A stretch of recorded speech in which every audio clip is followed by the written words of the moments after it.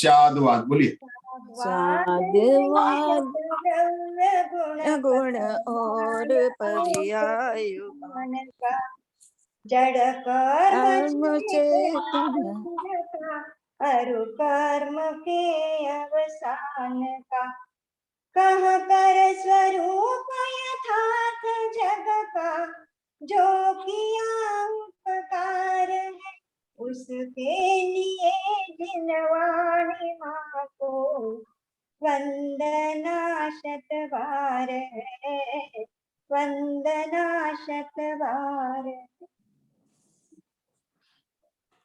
मंगलाचरण बोलना आपको मुग्धा जी पूरा। सिद्धमणंत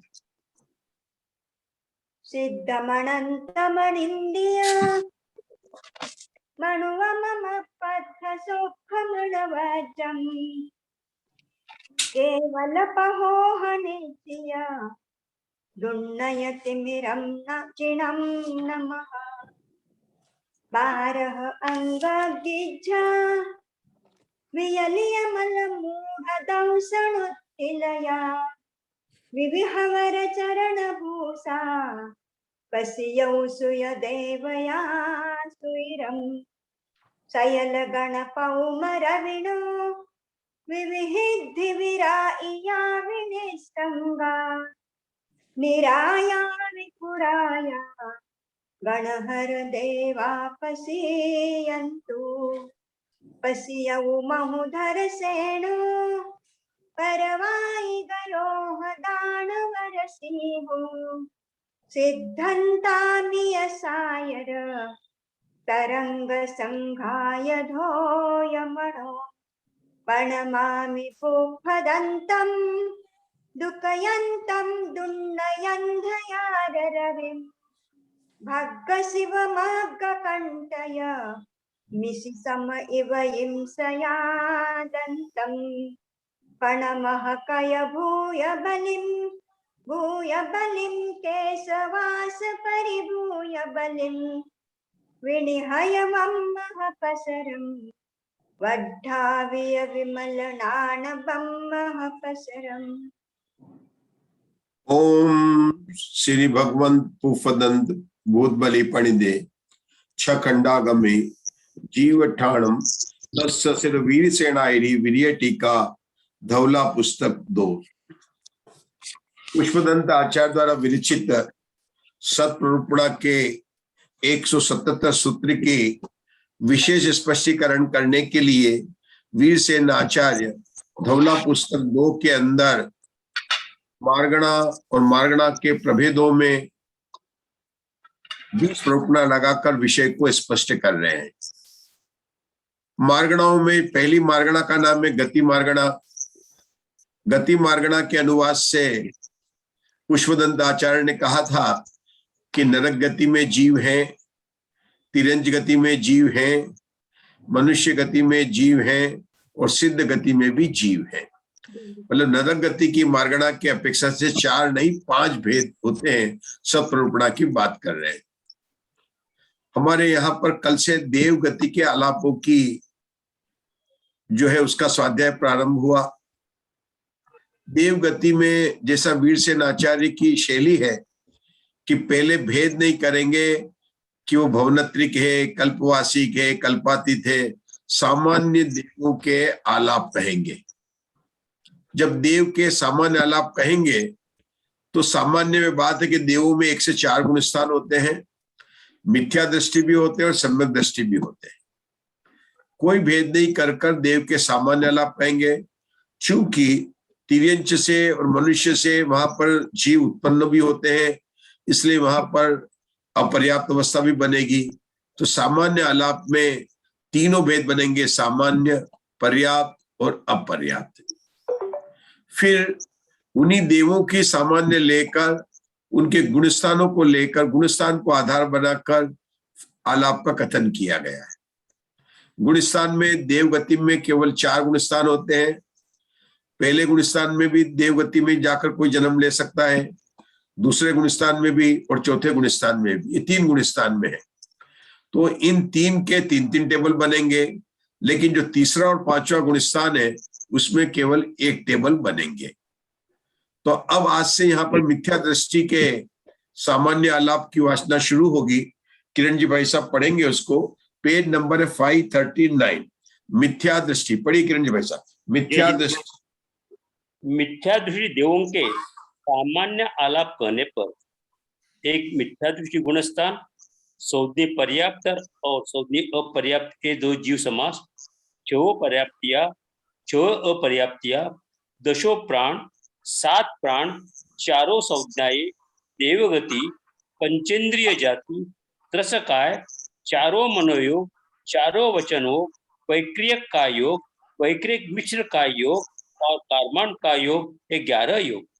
नपुंसक वेद के बिना 2 वेद, चारों कषाये, तीनों अज्ञान, असंयम, चक्षु और अचक्षु ये 2 दर्शन, द्रव्य और भाव से 6 निश्चय, भव्य सिद्धिक, अभव्य सिद्धिक, मिथ्यात्व, सौदिक, आहारक, अनाहारक, साकार उपयोगी, अनाकार उपयोगी होते हैं।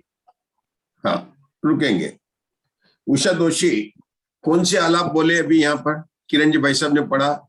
मिथ्या दृष्टियों के सामान्य आलाप। टेबल नंबर क्या है? देवों हाँ, मिथ्या दृष्टि 143। 143। अब मिथ्या दृष्टि की बात कर रहे हैं तो कितनी टेबल बनेगी मिथ्या दृष्टि में? अभी अभी हमने बताया था सबको। 3 टेबल बनेगी। क्यों बनेगी? कि सामान्य, पर्याप्त और अपर्याप्त बनेगी। सामान्य की बनेगी तो यहाँ 3 टेबल क्यों बनती है? कहीं पर 1 टेबल बनती है, कहीं पर 2 3 बनती है। एक टेबल तो इसमें तीसरे गुण स्थान में बनेगी और 5वें गुण स्थान में बनेगी। देवों में तो 5वां गुण स्थान है ही नहीं है। देवों में तो 1 से 4 गुण स्थान है। तो उनके केवल 3। हाँ, तो पहले गुण स्थान में कितनी टेबल बनेगी? 3। ये 3 बनेगी। पर्याप्त, अपर्याप्त और सामान्य, पर्याप्त, अपर्याप्त। दूसरे गुण स्थान में? दूसरे में भी 3 बनेगी। तो 2 और 2 4 हो गए। तीसरे में कितनी बनेगी? तीसरे में 1 ही बनेगी। तो कितने हो गए? 4 और 5 हो गए। और चौथे गुण स्थान में कितनी बनेगी? 3 बनेगी। तो गुण स्थान की टेबल कितनी हो गई? 3 3 6 और 3 9 और 10 और 11। हाँ, कैसे हुई 11? फिर से बताना। पहले गुण स्थान की 3, दूसरे गुण स्थान की 3 और चौथे गुण स्थान की 3 और तीसरे गुण स्थान की 1। हाँ, और तीसरे गुण स्थान की 1। तो 10 हो गए। 10 बने। 10। हाँ, ठीक है ना? तो गुण स्थान में आधार बढ़कर 10 टेबल बनाई। अब जो अभी पढ़ा वो सामान्य है, तो उस टेबल को जरा एक्सप्लेन करेंगे जैसे हम करते हैं। हमारा एक्सप्लेन करने का पहले गुण स्थान है, सबको बता रखा, सबको इस तरह से करेंगे। उसके बाद में हम एक साथ लेंगे जीव समास, पर्याप्ति, प्राण और संज्ञा, और वहां पर रुक जाएंगे। इसके बाद में पहली टेबल, दूसरी टेबल और तीसरी टेबल में क्या अंतर पड़ेगा वो बताते चलेंगे। प्रयास कीजिए। मिथ्या दृष्टि देवों के सामान्य आलोक कहने पर एक गुण स्थान होगा मिथ्यात्व, और जीव समास होंगे 2, संज्ञा पर्याप्त और संज्ञा अपर्याप्त, और प्राण होंगे पर्याप्ति होगी 6 पर्याप्ति और 6 अपर्याप्ति, और प्राण होंगे सामान्य में 10 प्राण और 7 प्राण, संज्ञा 4 होगी, गति 1 देवगति होगी। बस यही रुकना। अब अभी रुकना है। अपना जो तरीका है वो क्या है? गुण स्थान है। और ये अपन ने 4 इसके बाद में बोलना है। जीव समास, पर्याप्ति, प्राण और संज्ञा, ये 4 का। ये यहाँ पर सामान्य में पढ़ा। नीचे जो टेबल बनेगी पहले पर्याप्त की आएगी, फिर अपर्याप्त की आएगी। मतलब 144 टेबल होगी पर्याप्त की, 100 टेबल 45 होगी अपर्याप्त की। क्या अंतर होगा? गुण स्थान में कोई अंतर होगा तीनों टेबल में? गुण स्थान तो सेम ही होंगे। जीव समास से एक ही होगा संज्ञा पर्याप्त का, और अपर्याप्त का अलग हो जाएगा। और इसमें पर्याप्ति में 6 पर्याप्ति होगी, इसमें पर्याप्त में, और अपर्याप्त में 6 अपर्याप्ति होगी, और प्राण में पर्याप्त में 10 प्राण होंगे, अपर्याप्त में 7 प्राण होंगे, और संज्ञा 4 ही रहेगी तीनों में। रुकेंगे 1 मिनट, रुकेंगे 1 मिनट, रुके ना। अभी रुकना है, अभी नहीं, अभी देवगति भोजन दे रहे थोड़ी सी। अभी ये 7 प्राण जो लिए हैं, तो कौन से 3 प्राण लिए? मन और वचन और श्वासोश्वास। मन बल प्राण, वचन बल प्राण और श्वासोश्वास। मन बल प्राण, वचन बल प्राण और श्वासोश्वास प्राण। क्यों नहीं लिए? क्योंकि अपर्याप्त दवा तीन नहीं होते हैं, है ना। तो पर्याप्त और अपर्याप्त अवस्था किसे कहते हैं? जीव कब तक अपर्याप्त रहता है? पर्याप्त इच्छा होती है, पर्याप्ति, शरीर हाँ। पर्याप्ति, इंद्रिय पर्याप्ति, आहार, शरीर हाँ। पर्याप्ति, इंद्रिय पर्याप्ति, आहार पर्याप्ति, भाषा पर्याप्ति, मन पर्याप्ति और साथ पहले शास्त्र, फिर भाषा, फिर मन। आहार पर्याप्ति, मन, हाँ। शरीर पर्याप्ति, इंद्रिय पर्याप्ति, श्वासोच्छ्वास पर्याप्ति, श्वासोच्छ्वास, भाषा और मन। ठीक है, अब रुकेंगे आप। अब आगे जो है कौन पढ़ेगा? अब इसके बाद में कौन आएगा?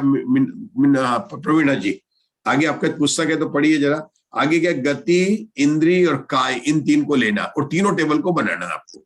गति, इंद्रिय, काय। गति, देवगति, तीनों में देवगति आएगी। क्यों तीन में देवगति क्यों लेंगे? गति तो 4 होती है। तो देवगति का वर्णन चल रहा है ना, देवगति के आलाप चल रहे हैं, इसलिए ये उत्तर सही है, क्योंकि हमारे अभी आलाप जो चल रहे हैं वो देवगति के चल रहे हैं, इसलिए गति वही रहेगी। बहुत बढ़िया। आगे कौन सा आया? इंद्रिय में पंचेंद्रिय रहेंगे तीनों में।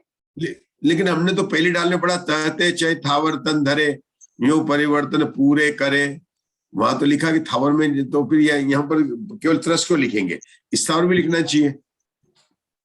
नहीं, त्रस ही आएंगे ना, क्योंकि पंचेंद्रिय त्रस का है। ऐसा है कि वहां पर तो देव मरकर त्रस्काय में चले जाते हैं, नहीं स्थावर में जाते हैं, तहते चय थावर तन धरे, लेकिन तब तो उनकी गति तिरंज गति हो जाएगी। और हमारी मार्गणा चल रही है देव गति की मार्गणा, और देव गति में केवल त्रस ही होते हैं, ठीक है ना। इसलिए यहाँ पर अपने को त्रसली का उत्तर सही था, लेकिन पता भी होना चाहिए, क्योंकि अपन छड़ालों में पढ़ते हैं वो तो है कि देव मरकर वहां जाते हैं। मिथ्या दृष्टि जी देव जो होते हैं वह मरकर वहां पर जाते हैं, उनमें भवनत्रिक और वाले हैं। कोई बात नहीं, चलो आगे चलिए। योग सामान्य में 11 होंगे और पर्याप्त में 9 होंगे और अपर्याप्त में 2 होंगे।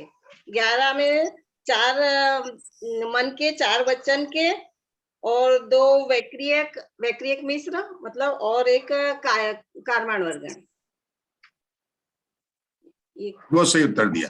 मंजुला जी, हाँ, ये इन्होंने 11 योग बोले, 4 कौन से योग नहीं लिए हैं यहाँ पर? इसमें 2 था आहार नहीं लिया और 2 औदारिक का योग, औदारिक मिश्र का योग, आहारक का योग और आहारक मिश्र का योग, ये 4 नहीं लिए। क्यों नहीं लिए? हम तो लेना चाहते हैं, ले सकते हैं क्या? नहीं। क्यों? औदारिक शरीर नहीं होता ये क्योंकि देवताओं के वैक्रिक शरीर है, इसलिए औदारिक काय संबंधी दोनों योग नहीं होंगे। और जो आहारक वाले हैं वो केवल छठे गुण स्थान में मनुष्य के मुनिराज के होते हैं, और देवताओं तो केवल असंयम में उनके 4 गुण स्थान है, इसलिए 4 योग नहीं होंगे। लेकिन मंजुला जी, ये 11 योग जो बताए, फिर से बताए, 11 योग जो बताए यहाँ पर देवगति में, वो कौन से बताए? 11 योग बताए। मनोयोग 4, वचन योग 4, वैक्रियक 2, मतलब वैक्रियक मिश्र और वैक्रियक ये दोनों, और कार्बन का योग। लेकिन यहाँ पर मिश्र और कार्बन का क्यों लिया? ये तो अपन अपर्याप्त क्यों होते हैं? क्योंकि ये तो मतलब देवगति में वैक्रियक है, तो इसलिए वैक्रियक मिश्र और दोनों लिए। नहीं, हमारा इसलिए लिए कार्बन का योग आएगा ही सही। नहीं, वैक्रियक मिश्र के साथ कार्बन का योग आएगा। नहीं, उत्तर यह है कि मिथ्या दृष्टि देवों के सामान्य आलाप कह रहे हैं। अभी हम पर्याप्त अपर्याप्त का भेद नहीं कर रहे हैं, इसलिए जो योग पर्याप्त होते हैं और जो योग अपर्याप्त होते हैं उन दोनों को भी यहाँ पर गिने गए। कौन सी टेबल की बात कर रहे हैं? 143 टेबल की बात कर रहे हैं। जब हम नीचे पर्याप्त की टेबल की बात करेंगे तो क्या वहां पर 11 ही योग लिखेंगे कि ज्यादा लिखेंगे? योग 9 आएंगे। ज्यादा नहीं लिख सकते? नहीं, क्योंकि वो पर्याप्त के आलाप है ना, और सामान्य में क्या है, दोनों आ गए, पर्याप्त के और अपर्याप्त के दोनों आ गए ना, इसलिए वहाँ 11 योग लिए। तो यहाँ पर पर्याप्त के ही लेंगे अपन, और इसमें से 2 अपर्याप्त के योग निकल गए, इसलिए 9 योग लेंगे। बहुत बढ़िया। योग 4 और वैक्रियक 1, इस प्रकार 9। ममता जी दोषी, आगे की 2 वार्गणा बताए, वेद और कषाय, तीनों टेबल में बताना। सामान्य में क्या होगा? वेद में 2 रहेगी, स्त्री वेद और पुरुष वेद। लेकिन हमें तो वेद तो 3 होते हैं। मिथ्या दृष्टि देवों का आलाप चल रहा है, सामान्य आलाप चल रहा है, इसलिए वहां स्त्री और पुरुष 2 वेद रहेंगे। कषाय 4 रहेंगी और ज्ञान 3 अज्ञान रहेंगे सामान्य में, और तो पर्याप्त एक में मिनट, एक मिनट, जो वेद आपने कहा कि मिथ्या दृष्टि के आलाप चल रहे हैं, तो अगर ये जो है मिथ्या दृष्टि नहीं होंगे तो फिर वेद तीनों हो जाएंगे क्या? एक मिनट, मेरी बात सुनिए, आपने प्रश्न जो बोला, पहले उत्तर नहीं देना, पहले सुनना है और फिर उत्तर देना है। अपनी चल रही है वेद मार्गणा की, मतलब वेद की प्ररूपणा चल रही है, वेद मार्गणा के अनुसार अपन प्ररूपणा लगा रहे हैं और अपने आलाप चल रहे हैं। आपने बोला कि 2 ही वेद लेने, उत्तर सही है, उत्तर गलत नहीं, उत्तर सही है। मैं आपसे ये समझना चाहता हूं कि आपने कहा कि मिथ्या दृष्टि है इसलिए 2 वेद लिए हैं, तो जब सम्यक दृष्टि हो जाएगा तो क्या उसके तीसरा वेद, तीनों वेद लेंगे क्या? नहीं लेंगे, क्योंकि इधर मिथ्या दृष्टि देवों के चल रहा है, तो देवों में 2 ही वेद रहते हैं, नपुंसक वेद नहीं रहता है। इसीलिए बोल रहा हूं मैं, आप जो बोल रहे हैं ना कि मिथ्या दृष्टि के चल रहे हैं, तो मिथ्या दृष्टि के 2 वेद होते हैं, तो सम्यक दृष्टि के 3 वेद होते हैं। नहीं, मैं भूल रही, शायद देव बोलना भूल गई रहेंगी। मिथ्या दृष्टि देवों के चल रहा है ना, वो ठीक है, तो देवों में 2 ही वेद रहते हैं। तो ये 2 वेद क्योंकि मिथ्या दृष्टि है इसलिए है कि, तो सम्यक दृष्टि होंगे तो 3 वेद हो जाएंगे। नहीं 2 ही रहेंगे, क्योंकि देवों के 2 ही वेद रहते हैं, मिथ्या दृष्टि हो या सम्यक दृष्टि हो। नियम ऐसा है कि देवों में 2 ही वेद रहते हैं, देवों में नपुंसक नहीं होते। तो मिथ्या दृष्टि की, यहाँ पर मिथ्या दृष्टि की बात नहीं है, वेद मार्गणा में मिथ्या दृष्टि की बात नहीं है। वेद मार्गणा में देवगति में नपुंसक वेद नहीं होते हैं, ये आलाप लगेगा। अपने को जो उत्तर है ना उस मार्गणा का, वह उत्तर सही स्पष्ट ख्याल में आना चाहिए। बहुत सारी बातें आगे क्या, कषाय 4 रहेगी, मिथ्या दृष्टि देवों के सामान्य आलाप में 4 कषाय रहेगी, मिथ्या दृष्टि देवों के पर्याप्त अवस्था में भी 4 कषाय रहेगी, और मिथ्या दृष्टि देवों के अपर्याप्त अवस्था में भी 4 कषाय रहेगी। लेकिन जो कषाय मार्गणा के अनुसार अकषाय नहीं, भूत बलि ने कौन सा भेद किया? कषाय भी किया, तो आपने उसको क्यों छोड़ दिया? हमें तो कषाय शांत करके हमें तो उपदेश भी मिलता है, और देवता लोगों को भी उपदेश मिलता है कि कषाय नहीं करना चाहिए, वो तो समुद्रण में भी जाते हैं, तो आपने फिर अकषाय स्थान क्यों छोड़ दिया? अरे देवता लोग सबसे ज्यादा दिव्य ध्वनि समुद्रण में बैठते हैं, उनको पता है कषाय नहीं करनी चाहिए, तो आपने अकषाय स्थान क्यों छोड़ दिया? अकषाय 13-14 गुण स्थान में होते हैं, 13-14 गुण 12 से होते, 12 से वितरागी होते हैं, तो वो 12, 13 और 14 में रहते हैं और सिद्ध में रहते हैं अकषाय। तो 11वें गुणस्थान में कौन कौन सी कषाय होती है? 12 से होते हैं, तो 11वें गुणस्थान में कौन कौन सी कषाय होती है? केवल 11 में भी नहीं रहे, उपशम वितराग सदमस्त रहते हैं उधर।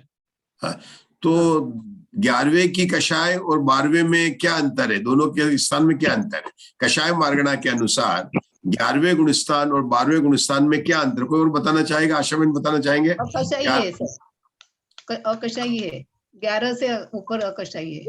मैं आपको 11वें गुणस्थान के सत्ता में इंजेक्शन लगा के निकालूंगा, 4 कषाय मिलेगी वहां पर। कोई डॉक्टर वितराग कॉलेज का अनेकांत डॉक्टर जाएगा और 11वें मुनिराज के उसका सैंपल लेगा, तो उसको 4 कषाय सत्ता में पड़ी हुई मिल सकती है वहां पर। मिल सकती नहीं मिल सकती है? मिल गया मिलेगी। आप कैसे करेंगे? आप कैसे कह रहे हैं? हमारे पास तो वितराग कॉलेज के डॉक्टर है, जाएंगे।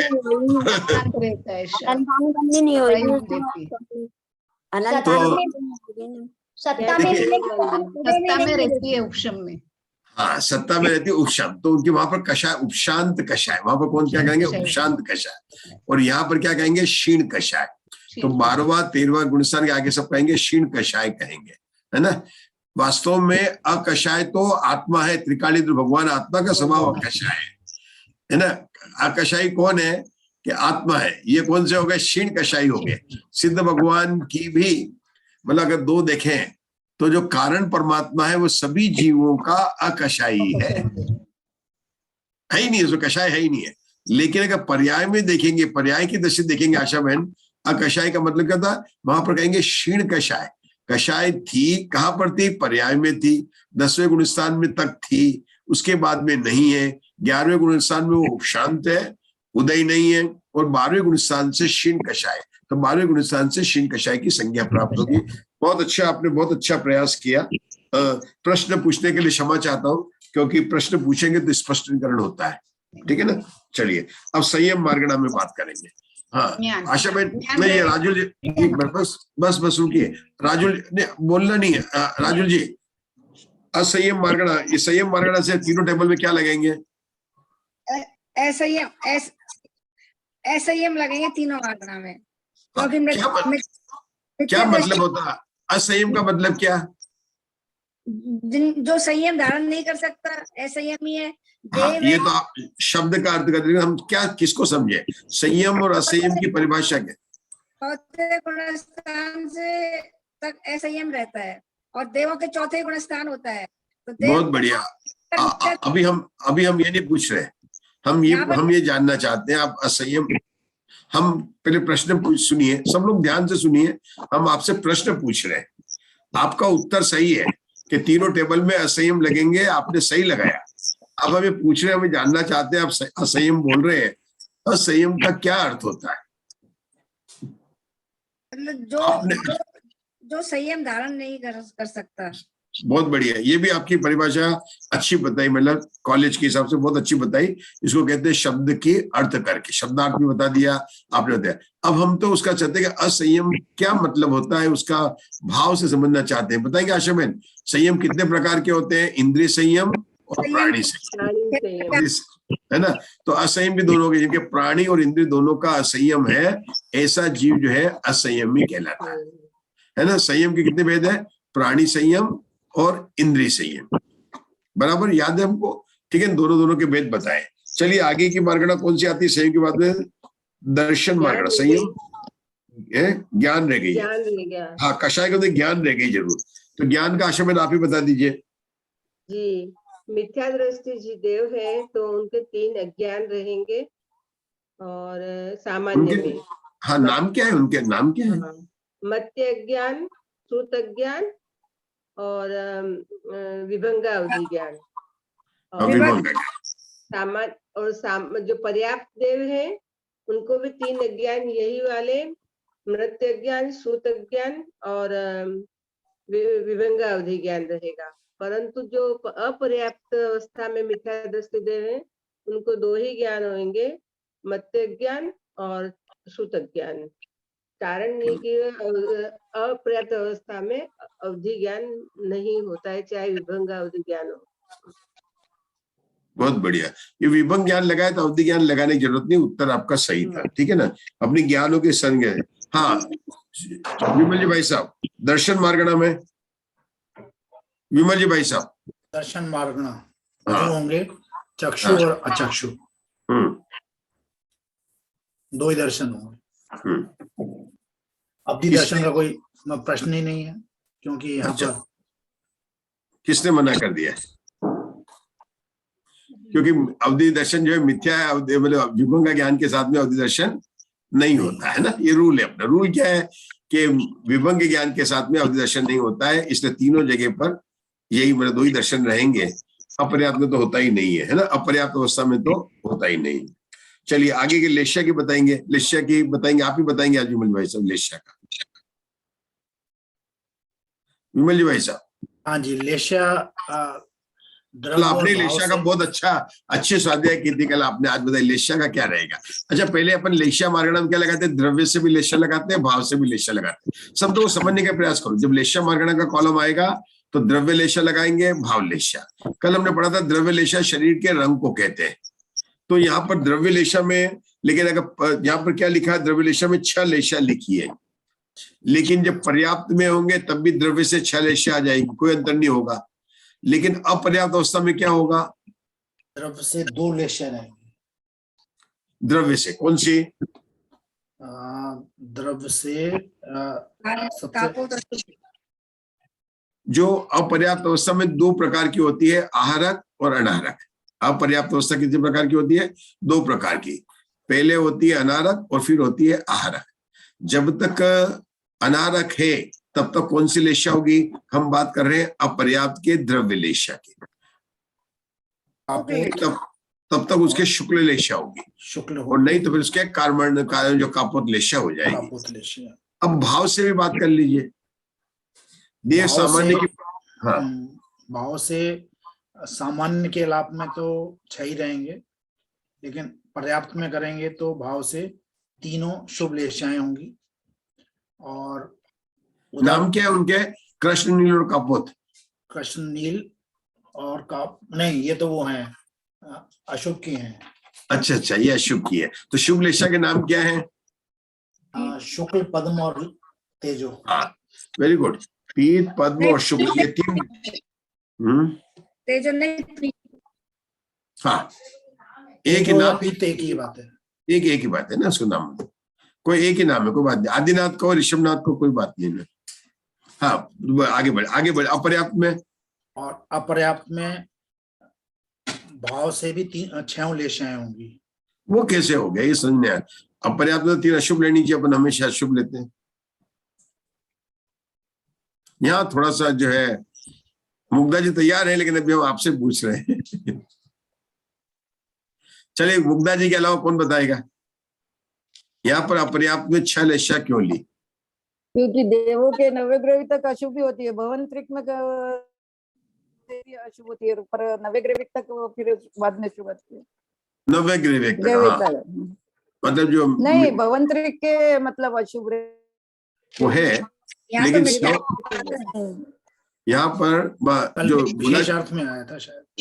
नहीं, विषय में नहीं, अपन ही करेंगे, विषय नहीं देखने देंगे अभी नहीं देखने का। आज अलाउड नहीं है, आज अलाउड नहीं है। आप देख रहे हैं नहीं है, अपन थोड़ा सोचेंगे ना, नहीं तो अभी समाप्त कर देंगे। चलिए समझाइए मुग्धा जी सबको लेशा। आपको बहुत अच्छा है, मुग्धा जी का बहुत अच्छा है, बताइए सबको अशुभ यहाँ पर 6 लेशाएं क्यों लिए? क्योंकि तिर्यंश से भी आ सकता है और मनुष्य से भी अशुभ लेशा लेके आ सकता है, इसके लिए 6 लेशा ली है। तो अशुभ लेशा नहीं, शुभ लेशा भी क्यों ली?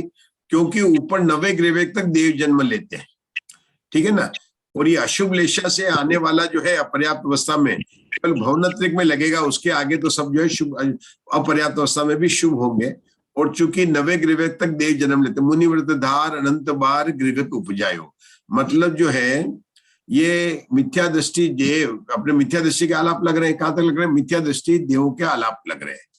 तो मिथ्या दृष्टि के आलाप में स्वर्ग लगाएंगे तो कितने स्वर्ग लगेंगे? 9वें ग्रह तक लगेंगे। कौन से नहीं लगेंगे? 9 अनुदिश लगेंगे, 5 अनुत्तर नहीं लगेंगे। मिथ्या दृष्टि में लगाएंगे तो जब हम 9 ग्रह और 9 अनुदिश के आलाप लगाएंगे तो वहां पर ये मिथ्यात्व वाले गुणस्थान होंगे ही नहीं। पहला गुणस्थान नहीं होगा, दूसरा नहीं होगा, तीसरा नहीं होगा, सीधा चौथा ही गुणस्थान होगा वहां पर। तो आप समझ में आया, स्पष्ट हुआ? देवों के अंदर जो अपना आलाप पढ़ने वाले हैं, जो सामान्य देव के भेद करेंगे तो सभी लोग ध्यान से सुने। एक भेद होगा भवनत्रिक। हमेशा भवनत्रिक का क्या अर्थ हुआ? भवनवासी, व्यंतर और ज्योतिष। भवनवासी तो अपने नीचे जो 7 करोड़ 72 लाख भवन है वहां पर रहते हैं, नीचे रहते हैं। व्यंतर वहां भी रहते हैं, मध्यलोक में भी रहते हैं। ज्योतिषी देव तो सुमेरु पर्वत के आगे जो ना जो पट्टी है 790 से लेकर 1110 योजन तक की जो है, मतलब वो अपने मध्य लोक में ही रहते हैं, उसको ज्योतिर्मंडल भी कहते हैं, तो वहां पर रहते हैं। उसके ऊपर जो स्वर्ग है 16 स्वर्ग है, 9 ग्रहवेक है, 9 अनुदिश है और 5 अनुत्तर है। और 5 अनुत्तर जो 5वां सर्वार्थ सिद्धि है उससे एक बाल ऊपर जो है सिद्धशिला है, मतलब एक बाल ऊपर ही, मतलब बिल्कुल लगी हुई है। अब जो मिथ्या दृष्टि और सम्यक दृष्टि, तो भवनत्रिक में जन्म लेने वाले मिथ्या दृष्टि ही होते हैं इन 3 दिन में। उसके बाद में वैमानिक देवों में 16 ले लिए और 9 ग्रहवेक ले लिए, वहां पर सम्यक दृष्टि और मिथ्या दृष्टि दोनों जन्म लेते हैं।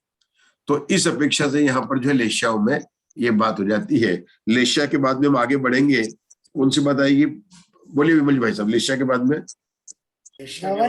भव्य में तो हमें डाउट नहीं करना है। हाँ बोलिए। कोई डाउट नहीं है। उसके बाद सम्यक में भी मिथ्या, क्योंकि मुनि अभव्य भी जा सकता है ग्रहवेक तक, मतलब मिथ्या दृष्टि जो है होते हैं, तो ये भव्य और अभव्य दोनों ही होंगे। पहला गुणस्थान है तो बराबर है ना। चलिए। और सम्यक में क्योंकि मिथ्या दृष्टि क्या है, जिससे मिथ्यात्व भी रहेगा। और संगी में संगी ही ये हैं, संगी होते हैं देव, इसलिए संगी रहेगा। और आहारक उसके बाद में आहार वर्गणा में, आहारक में पर्याप्त में आहारक और अपर्याप्त में आहारक अनारक दोनों होंगे। और बाकी उपयोग में साकार अनाकार दोनों में सेम रहेंगे। देखिए सामान्य में दोनों होंगे, पर्याप्त में नहीं होंगे। पर्याप्त में केवल आपको आहारक लेना पड़ेगा ना। हाँ जी, पर्याप्त में केवल आहारक है और दूसरे आहारक है, बहुत बढ़िया। और उपयोग में दोनों होंगे, उपयोग में दोनों रहेंगे साकार अनाकार। लेकिन एक साथ जरूर बोलना पड़ेगा, क्रम से होगा, पहले दर्शनोपयोग होगा फिर ये होगा। तो इस तरह से अपन ने चर्चा की 143, 144 और 145 टेबल की। अब किरण जी भाई साहब अपने को पढ़ना सासादान के पढ़ने के, अपन पर्याप्त के पढ़ेंगे और फिर अपन डिस्कस करेंगे। किरण जी भाई साहब पढ़ रहे हैं सासादान, पेज नंबर 540। सासादान सम्यक दृष्टि देवों के सामान्य आलाप करने पर एक सासादान गुणस्थान, सौदी पर्याप्त और सौदी अपर्याप्त ये दो जीव समास, शो पर्याप्तिया, शो अपर्याप्तिया, दशो प्राण, 7 प्राण, चारों संज्ञाएं, देवगति, पंचेंद्रिय जाति, दशकाय, चारों मनोयोग, चारों वचन योग, वैक्रिक का योग, वैक्रिक मिश्र का योग और कार्मान का योग, 11 योग। नपुंसक वेद के बिना 2 वेद, चारों कषाये, तीनों अज्ञान, असंयम, चक्षु और अचक्षु ये 2 दर्शन, द्रव्य और भाव से छवलेशा, भव्य सिद्धिक, सासादान सम्यकत्व, सौदनिक, आहारक, अनाहारक, साकार उपयोगी और अनाकार उपयोगी होते हैं। बहुत बढ़िया। मीनाक्षी जी, जय जिनेन्द्र, आप थोड़ा लेट से आए थे इसलिए मैं पहले पूछता हूँ आपसे, ठीक है ना। कौन से गुणस्थान के आलाप पढ़ रहे हैं अपन? अनम्यूट कर लो आपको, अनम्यूट। कौन से गुणस्थान? सम्यक दृष्टि देवों के सामान्य आलाप पढ़ रहे हैं, दूसरा गुणस्थान है। कितनी टेबल बनेगी इसमें? 3 बनेंगी सर। क्यों, कारण क्या है?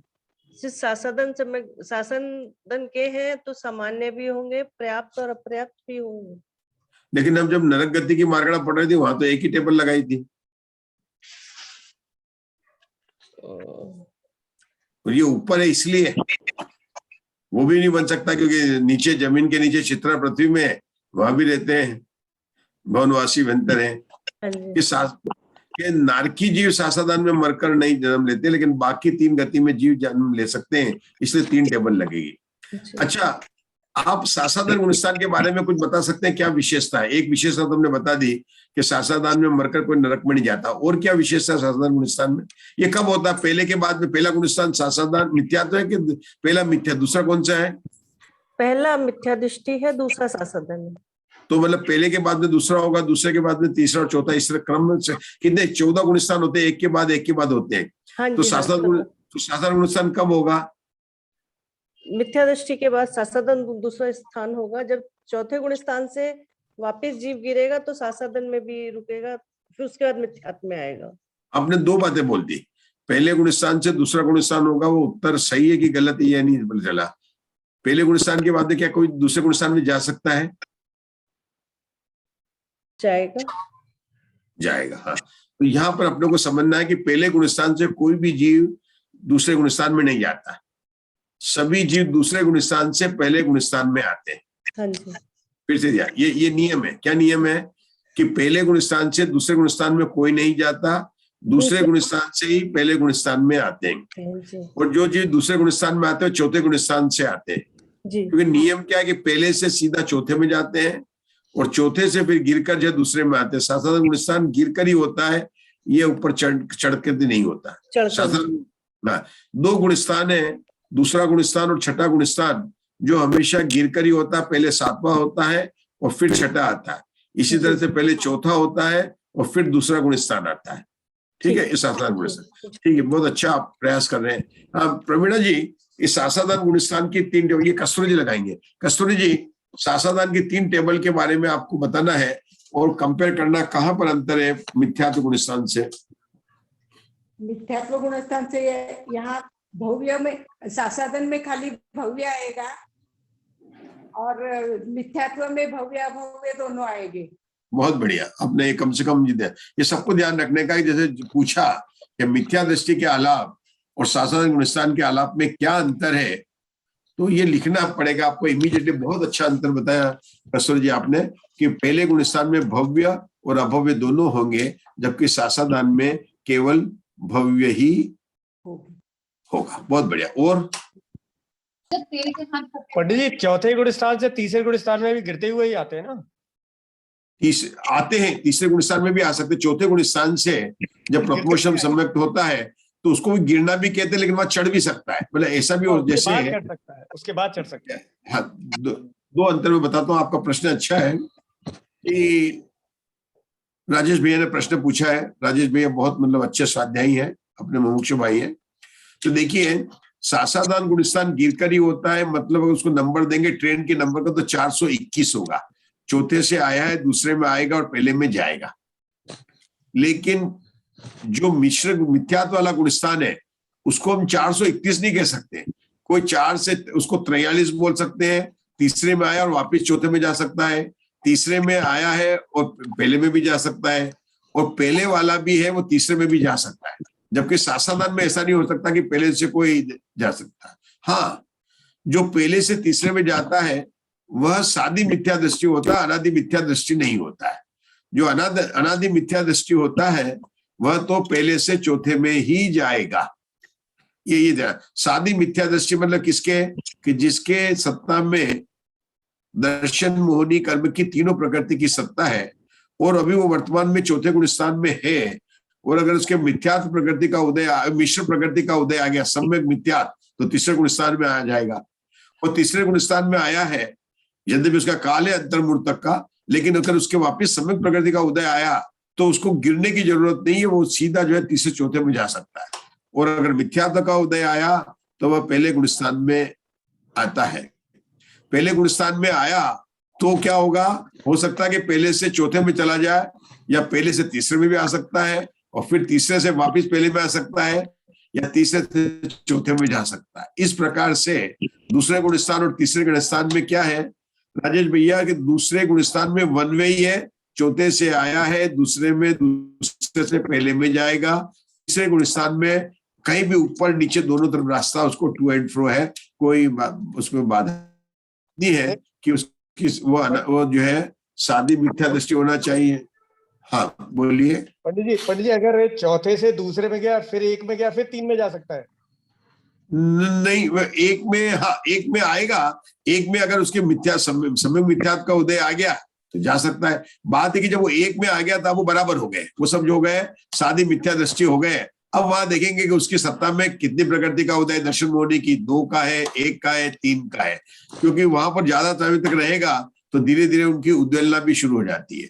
पहले सम्यक पे जाएगी, फिर सम्यक मिथ्यात्व जाएगी, और फिर जाने के बाद में वो सादी मिथ्या दृष्टि भी अनादि मिथ्या दृष्टि की तरह से बन जाएगा। जब वो अनादि मिथ्या दृष्टि के बन जाएगा तो क्या अंतर होगा राजेश भैया, कि उसको अब सम्यक दर्शन करेगा तो प्रथमोषम सम्यक्ति करना पड़ेगा। अब उसको वापिस वो ऐसा हो गया, मतलब बिल्कुल एज गुड एज सादे अनादि मिथ्या दृष्टि, ये उसका अंतर हो जाता है। चलिए, मतलब मैं सिर्फ ये जानना चाहता था, इसका मतलब है देयर इज एन अपॉर्चुनिटी कि 4 से 2 में गया, 2 से 1 में गया, और फिर वो 3 में चला गया प्रसाद करके जा सकता है। एक में आने के बाद में भेद खत्म हो गया उसका, उसकी बात खत्म हो गई। अब वो एक में आया, उसके पास में प्रकृति है, तीनों दर्शन मोह की सम्यक प्रकृति भी है, मिश्र प्रकृति भी है और मिथ्यात्व प्रकृति भी है। अगर उसके मिश्र प्रकृति का उदय आता है तो वो तीसरे में चला जाएगा, सम्यक प्रकृति का उदय आता है तो चौथे में चला जाएगा। तो जो अब ये दूसरे में नहीं जाएगा यहाँ से, ठीक है, अब ये दूसरे में नहीं जाएगा। एक्चुअली दूसरा गुणस्थान प्राप्त करने में मुग्धा जी को पता है पल्य का संख्या बहुत बड़ा काल लगेगा, बहुत बड़ा काल लगेगा। अपन सोच नहीं सकते कितना बड़ा काल होगा वो। मतलब तीसरा गुणस्थान तो अंतर उदय प्राप्त कर लेगा और वापिस चौथे में चला जाएगा, लेकिन एक बार दूसरा सासादान गुणस्थान हो गया, दूसरी बार गुणस्थान होने में उसको कम से कम पल्य का असंख्यात्मक भाग लगेगा, उसके सारी प्रकृतियों को उद्वेलना होगी और फिर वो 3 करण करेगा। अब पता नहीं इतने काल में कौन से भव में कहाँ पर है, उसको जनवाणी मिलेगी कि बड़े पंडित जी का स्वाध्याय मिलेगा कि नहीं मिलेगा, कोई भरोसा नहीं है।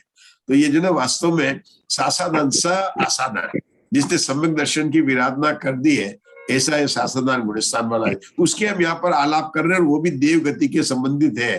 तो यहाँ पर एक अंतर बताया था। मुग्धा जी, और कोई अंतर है शासनदान और मिथ्या दृष्टि का आलाप में? पहले गुणस्थान से संयम में अंतर होगा ना, संयम में शासनदान में अंतर होगा। वो पहले में मिथ्यात्व था, इधर शासनदान हो गया। नहीं, आपने नहीं, आप कस्तूरी जी थोड़ा सुविचार कीजिए।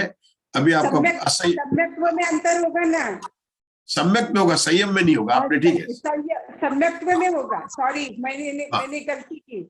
हाँ, नहीं कोई बात नहीं, में अंतर होगा। बिल्कुल सम्यक में शासनदान होगा और उसमें वो होगा, वो इसका भेद है। ठीक है ना। वो हमारे विमल जी भाई साहब बोलते हैं उसका आईडी कार्ड ही है, उसका शासनदान गुणस्थान, शासनदान सम्यक, वो उसको आईडी कार्ड उन्होंने बोला कि जिसकी आइडेंटिटी होती है ना, जैसे कि वो वाली बात हो जाती है ना। ठीक है, बहुत बढ़िया, लेकिन अंतर है। अच्छा, और आपने अच्छा बताया, सम्यक में होगा, संयम में नहीं होगा। चलिए और बताइए। बस बाकी कोई अंतर नहीं। पहले से हाँ, चौथी से पहले से सातवें में जा सकता है क्या? बिल्कुल जा सकता है, लेकिन वो नियम होना चाहिए कि वो पहले वो द्रव्यलिंगी मुनिराज होना चाहिए, निरतिचार 28 मूल गुणों का पालन करने वाला होना चाहिए। ऐसे जीव पहले से सीधे सातवें में जाते हैं। मतलब किसी ने, जीव ने कषाय की मंदता में आकर, अभी मिथ्यात्व अवस्था ही है, यद्यपि वो राजमार्ग नहीं है, लेकिन अगर उसने कषाय की मंदता में आकर द्रव्यलिंग को धारण कर लिया है और वो सच्चा मुनि है, मतलब ऐसा नहीं कि उसके मूल व्रत में कोई दोष है, सच्चे महाव्रत पालन कर रहा है, कोई जैसा जिनेंद्र भगवान ने कहा वैसा ही उसका आचरण है, छठे गुणस्थान की भूमिका वाला शुभ आचरण बिल्कुल वैसा का वैसा है क्या, वह जीव अगर प्रथमोष जब भी समय प्राप्त करेगा तो सातवें में जाएगा। जैसे आपने पूछा ना किरण जी भाई साहब कि सातवें में जा सकता है, पांचवें में भी जा सकता है। कोई ब्रह्मचारी है, बराबर प्रतिमा का पालन कर रहा है, ये सब क्या कषाय की मंदता में व्रत धारण करने के भाव आते हैं, सहज आते हैं। कषाय की मंदता में शुभ भाव है ना, व्रत को तो शुभ में लिया ना अपने तत्वार्थ सूत्र में, व्रतों को सातवें अधिकार में शुभ भाव में लिया, शुभ भाव में लिया। तो ये सब शुभ भाव है। शुभ भाव का और मंद कषाय एक ही बात है। शुभ भाव किसको कहते हैं? मंद कषाय को शुभ भाव कहते हैं। तो ऐसे को पांचवा गुणस्थान होता है। बहुत अच्छा प्रश्न है। मतलब प्रथमोषम सम्यक के साथ में कोई जीव पहले से चौथे में जा सकता है, प्रथमोषम सम्यक के जात में कोई जीव पहले से पांचवें में जा सकता है, प्रथमोषम सम्यक से कोई जीव पहले से सातवें में जा सकता है। और उसकी विशुद्धि में बहुत अंतर होगा। पहले से सातवें में जाने वाले की विशुद्धि बहुत अधिक होगी, पहले से पांचवें में जाने वाली उससे कम होगी, पहले से चौथे में जाने वाली विशुद्धि उससे कम होगी। लेकिन हाँ, अनंतानुबंधी कषाय के अभाव रूप, मतलब उसमें कहते हैं एक कषाय चौकड़ी के अभाव रूप, दो कषाय, दो चौकड़ी कषाय और तीन कषाय के रूप में उसकी शुद्धता में, भाव में फर्क पड़ेगा, विशुद्धता में फर्क पड़ेगा। लेकिन सम्यक्त में कोई अंतर नहीं होगा। मतलब चौथे गुणस्थान का उपशम सम्यक्त, पांचवें गुणस्थान का उपशम सम्यक्त और सातवें गुणस्थान का उपशम सम्यक्त में जहां तक उसको तत्व श्रद्धान की बात है, उसमें कोई भी नहीं, श्रद्धा गुण के जो परिणाम में है उसमें कोई अंतर नहीं होगा। चलिए, शासनदान गुणस्थान के हमने आलाप पढ़े हैं, अब हम इसमें कोई अंतर नहीं है, बिल्कुल सिमिलर। हम तीसरे गुणस्थान के आलाप पढ़ते हैं सीधे। आइए, सम्यक मिथ्यादृष्टि देवों के आलाप कहने पर पेज नंबर 542 पढ़िए किरण जी भाई साहब। एक सम्यक दृष्टि देवों के आलाप करने पर एक सम्यक दृष्टि गुणस्थान, एक सौदीय पर्याप्त जीव समास, दो पर्याप्तिया, दशो प्राण, चारों संज्ञावे, देवगति, पंचेंद्रिय जाति, रसकाय, चारों मनोयोग, चारों वचन योग और वैक्रियक काय योग, नव योग, नपुंसक वेद के बिना दो वेद, चारों कषाय, तीनों अज्ञान से मिश्रित आदि के तीन ज्ञान, दो संयम, चक्षु और अचक्षु दो दर्शन, द्रव्य से 6 लेशाए, भाव से तेज, आत्मा और सुख लेशाए, भव्य सिद्धि, सम्यक मिथ्यात्व, सौदनिक, आहारक, साकार उपयोगी और अनाकार उपयोगी होते हैं।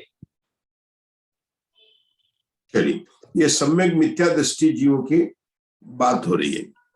यहाँ पर विमल जी भाई साहब, पहले तो आपका आईडी कार्ड का डिफरेंस बताइए कि आईडी कार्ड का कौन कौन से समझ, शासनदान गुणस्थान, और आपने अच्छा वर्ड निकाला। आप लोग सब समझते आईडी कार्ड, जैसे अपन स्कूल में जाते हैं तो उसका बेंच होता है, उसमें उसका फोटो होता है, नाम होता है और दूसरे लड़के का। लेकिन अगर मान लो तीसरी क्लास में कोई 2 स्टूडेंट पढ़ते हैं, दोनों के क्लास में बेंच है, क्लास सबकी एक समान है, कोई अंतर नहीं है, वो साइंस का स्टूडेंट साइंस का बराबर है, लेकिन नाम अलग लिखा रहेगा, उसका हो सकता है उसका नंबर अलग अलग होगा। तो ऐसे 20 प्ररूपणा में हमने सासादान का सामान्य पढ़ा और अब पढ़ रहे मिथ्या इसका सम्यक मिथ्यात्व का। तो उसके आईडी कार्ड के कौन से आईडी कार्ड के हिसाब से गुणस्थान और सम्यक गुणस्थान है, नहीं अपनी गति भी हो जाएगी ना, गति भी देव गति चलेगी, गति तो सब वो बराबर ही है उनकी, क्योंकि इस आईडी कार्ड में उसकी आईडी कार्ड में लिखा रहेगा ना, उसके बराबर लिखा रहेगा, चाहे कोई भी होगा तो उसकी कार्ड में लिखेंगे, उसके लिखा रहेगा। पहले बिल्कुल समान क्या लिखेंगे, देवगति है, त्रस है, ठीक है ना, और ये दूसरा और तीसरा है तो भव्य है, ये सब चीज बिल्कुल कॉमन रहेगी। अपने दूसरे और तीसरे वाले की बात किया, संगी पंचेंद्रीय त्रस ये सब बराबर ही रहेंगे, ये बराबर, पर्याप्ति बराबर नहीं रहेगी, पर्याप्ति में अंतर हो जाएगा, पर्याप्ति में अंतर आ जाएगा। लेकिन यहाँ पर ये एक ही टेबल होगी ना, तीसरा गुणस्थान है तो हाँ एक ही टेबल होगा, ये गुणस्थान तीसरा है ना, हाँ तो एक ही लगेगा कि कौन तीसरा गुणस्थान, तो एक ही टेबल होगी, तो इसमें सारी पर्याप्ति होगी, पर्याप्त की टेबल होगी।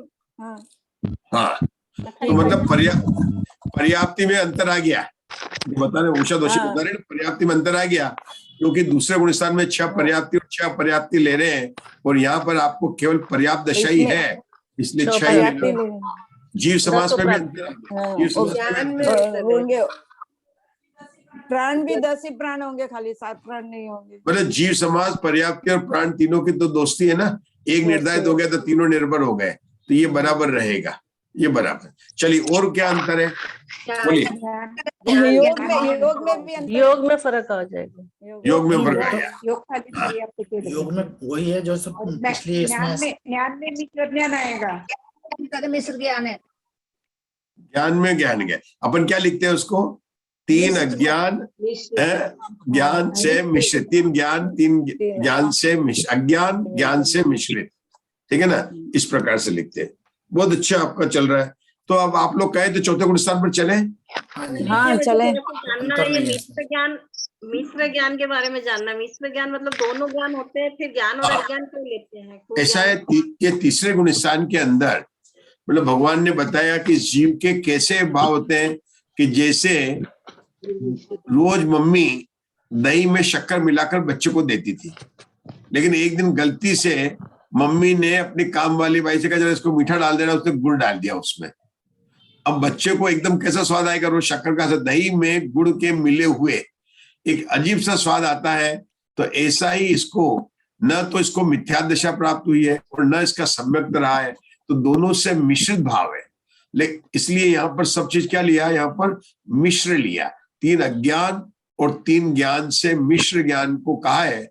और जिनेंद्र भगवान ने जो गोमट स्थान में इसके लिए शब्द प्रयोग हुआ जात्यंतर, कोई अलग ही जात्यंतर, गोमट सार में जो शब्द प्रयोग हुआ है वह जात्यंतर, मतलब कोई अलग ही जाति का है कस्तूरी जी, मतलब तीसरे गुणस्थान का कस्तूरी जी जो शब्द आता है ना गोमट सार में, जात्यंतर आता है, मतलब अन्य जाति का होता है। हल्दी और चूने का भी उदाहरण देते हैं, हल्दी और चूना रंग के जो मिक्स होता है ना अलग ढंग के होता है, लेकिन ये दही में गुड़ मिलाने वाला होता है। आपको पता है पहले गुणस्थान, दूसरे गुणस्थान और तीसरे गुणस्थान का उदाहरण क्या है?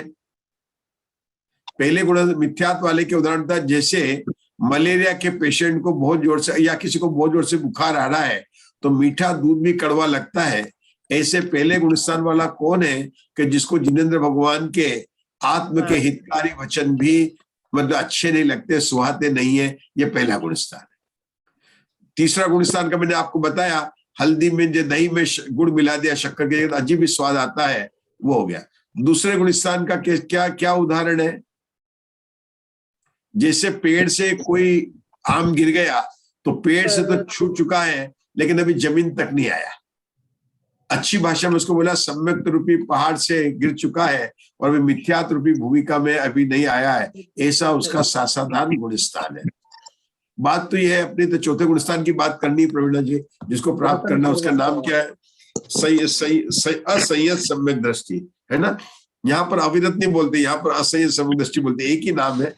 ठीक है ना? अब बोल रहे हैं, पढ़िए किरण जी भाई साहब, चौथे गुण स्थान असंयत।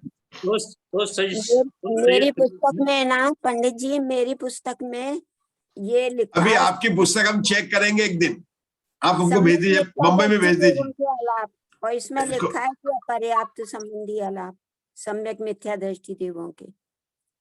अपर्याप्त संबंधी तो खाली एक ही आएगा इसमें आलाप। अभी बताते हैं, पहले अपन पहले सामान्य पढ़ ले। हाँ पढ़िए किरण जी भाई साहब। असंयत सम्यक दृष्टि देवों के सामान्य आलाप करने पर एक अविर सम्यक दृष्टि गुणस्थान, सौदी पर्याप्त और सौदी अपर्याप्त, ये दो जीव समास, छो पर्याप्तिया, छो अपर्याप्तिया, दशो प्राण, 7 प्राण, चारों संज्ञाएं, देवगति, पंचेंद्रिय जाति, रसकाय, चारों मनोयोग, चारों वचन योग, वैक्रिक का योग, वैक्रिक मिश्र का योग और कार्मान का योग, 11 योग, नपुंसक वेद के बिना 2 वेद, चारों कषाये के 3 ज्ञान, असंयम आदि के 3 दर्शन, द्रव्य के 6 लेशाए, भाव से तेज शुक्ल लेशाए, भव्य सिद्धि, औपचमिक, शायिक और क्षम के 3 सम्यकत्व, सौदनिक, आहारक, अनाहारक, साकार उपयोगी और अनाकार उपयोगी होते हैं। बहुत बढ़िया। अब हम ये चौथे गुण स्थान में 3 टेबल बनेगी, पर्याप्त, अपर्याप्त और इसकी। आप लोग सब किताब को, पुस्तक को देख सकते हैं। अब मैं प्रश्न पूछूंगा, आप देख के जवाब दीजिए या बिना देख के जवाब दीजिए, आपको दोनों सुविधाएं प्राप्त है। हम पर्याप्त, अपर्याप्त, ये देव गति में 11 योग बताए हैं और मनुष्यों के अंदर भी कितने योग होते हैं, अन्य जगह भी 11 योग आते हैं। कहां पर आते हैं योग? मिथ्या दृष्टि के अगर हम देखें तो देव गति में देखें और यहाँ पर चौथे गुण स्थान में देखें। तो पहले तो बताइए कि चौथे गुण स्थान की मनुष्य गति के असंयत और चौथे गुण स्थान की देव गति की असंयत में क्या अंतर होंगे, कहां पर अंतर आएगा, कौन बताना चाहेगा? यहाँ पर लिखा है चौथे गुण स्थान देव गति का। हम आपसे पूछ रहे हैं कि चौथे गुण स्थान मनुष्य के और इसके सामान्य आलाप में तुलना करने पर कहां पर अंतर आएगा। देखिए, घबराने की किसी को भी आवश्यकता नहीं है। हमने बहुत अच्छा किया, शांति से कोई भी ट्राई कर सकता है, वह सफल होगा। कि पहले लेना है गुण स्थान। आप पूरे टेबल को सोचेंगे कभी भी पार नहीं हो पाएंगे। हमने पहले प्रश्न क्या पूछा है कि मनुष्य गति का सामान्य चौथा गुण स्थान और देव गति का चौथा गुण स्थान। अब इसके अंतर बताना है तो हम पहले बताएंगे, पहला कॉलम है गुण स्थान। तो गुण स्थान में तो कोई अंतर नहीं होगा, क्योंकि आप चौथा गुण स्थान पूछ रहे हैं, तो जो मनुष्य गति का देव हो चौथे गुण स्थान वाला, उसमें कोई अंतर नहीं होगा। उसके बाद में अपन 3 को एक साथ लेते हैं, जीव समास, पर्याप्ति और क्या लेते हैं? प्राण। और आगे अपन आहार भी ले लेते हैं, क्योंकि आहार के संज्ञा को ले लेते हैं, अपन 4 को ले लेते हैं। वास्तव में अगर आप ध्यान दें, आप लोग सभी उत्तर दे सकते हैं कि दोनों जगह संगी जीव है, दोनों जगह पर जो है जन्म ले सकते हैं। इसलिए इन तीनों आलाप में, पर चारों में कोई अंतर नहीं होगा। कितना आसान है। आप लोगों को लग रहा था कितना कठिन क्वेश्चन आया, ऐसा लग रहा था जैसे आईआईटी का कोई क्वेश्चन आ गया है, कैसे हम पास होंगे। अरे अगर इसको धीरे से आप करेंगे तो सभी आईआईटी के पास हो जाएंगे। तो अपन ने कितने पढ़ लिए? गुण स्थान, जीव समास, पर्याप्ति, प्राण और संज्ञा। ये जो 5 पार कर लेता है ना, वो 7 तो 2 तो आगे के बहुत सरल होते हैं, क्योंकि उसके अंदर गति, इंद्रिय और काय।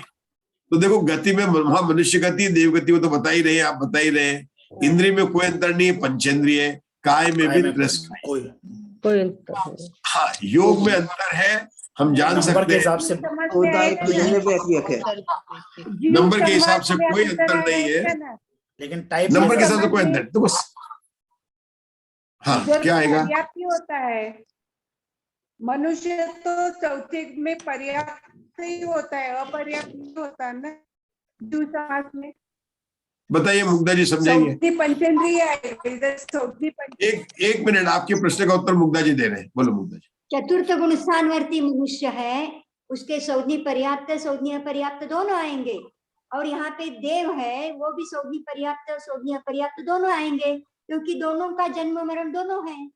हाँ, ये बात जो आपने बाद में बोला ना, अपने को अपर्याप्त अवस्था कब होती है? जब तक शरीर पर्याप्ति पूर्ण नहीं होती है। अर्थात जब कोई जीव उस गुणस्थान में आकर जन्म लेता है, जब तक उसकी शरीर पर्याप्ति पूर्ण नहीं होती है, मतलब पहले आहार पर्याप्ति पूर्ण हो गई, फिर शरीर पर्याप्ति पूर्ण हुई, तब तक वो पर्याप्त अवस्था आता है। तो इसलिए यहाँ पर कोई अंतर नहीं आएगा। चलिए आगे बढ़ते हैं अपन। योग में बता रहे थे विमल भाई साहब, आपका तो बहुत ही डॉक्टरेट है उसमें, बताइए कि नंबर औदारिक होगा उसमें, उससे फर्क आएगा बस। देखो योग के प्रकार में फर्क आएगा, बाकी नंबर्स बराबर रहेंगे। इसमें वैक्रिक होगा, औदारिक की जगह वैक्रिक हो जाएगा, और औदारिक आएगा और इसमें ये इसमें वैक्रिक आएगा। बस ये अंतर है। एक बात की प्रसन्नता है कि मीनाक्षी जी भी योग मार्गणा में डॉक्टरेट करेंगी। उनको भी जो योग मार्गणा में काफी इंटरेस्ट आ रहा है, बहुत अच्छा लग रहा है कि आपके साथ में जो है ना एक और स्कॉलर, मतलब रिसर्च स्कॉलर जो है मिल गया। ये बता दें मीनाक्षी जी, योग का प्रकरण बहुत सूक्ष्म है। आपने डॉक्टरेट करेंगे ना, तो जब योग निरोध पढ़ेंगे, आगे सब पढ़ेंगे, सपना सार वगैरह पढ़ेंगे, योग स्थान को पढ़ेंगे, आप दिन में आइए, आप देखिए कितने योग स्थान की बात है। लेकिन बहुत अच्छा है, आपका नंबर नोट कर लिया गया है, आपको डॉक्टरेट कराएंगे कल्याण योग में, योग के अंदर, ठीक है ना। तो आप दिन में भी आपको आना पड़ेगा। बहुत गलती अच्छा, के लिए क्षमा सर। गलती नहीं है, बहुत अच्छी भावना, हमने तो आपको उसको अभिनंदन किया है ना।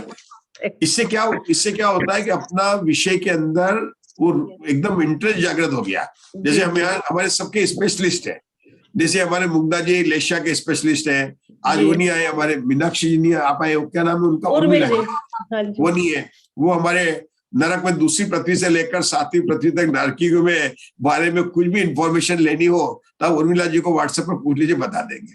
बिल्कुल, बहुत अच्छा ज्ञान है जी उनका, उन्हीं ने मुझे गाइड करा है। सबका नहीं, सबका अच्छा अपना है ना, अपना सबको बना देंगे। चलिए और आगे चलते हैं, अब जरा आगे बढ़ते देखिए। हम जो ना आलाप ये तो पढ़ ले चले, लेकिन अंतर देखते हैं ना मनुष्य गति के चौथा गुणस्थान और इस गुणस्थान में। तो अपन कहाँ तक आ गए, योग तक आ गए। अब योग के बाद में वेद और कषाय में, तो कषाय में तो अंतर नहीं, लेकिन वेद में अंतर आएगा। अब मैं नहीं बताएगा, सर मुकेश जी भाई साहब सूरत से बताएंगे, क्योंकि उनके सूरत में कितने वेद के लोग जीव है? 3 है जी। क्या बोला? सूरत में मनुष्य गति के जीव भी हैं, तिरंज गति के जीव भी है ना। तो वेद मार्गणा के अनुसार कितने जीव है? यहाँ पर हम कंपेयर कर रहे हैं चौथे गुणस्थान के मनुष्य और चौथे गुणस्थान के देव में वेद की अपेक्षा से क्या अंतर है। हमारे राजुल जी तैयार रहेंगे उत्तर देने के लिए। चलिए राजुल जी का नंबर आ गया, राजुल जी बताइए क्या अंतर आएगा?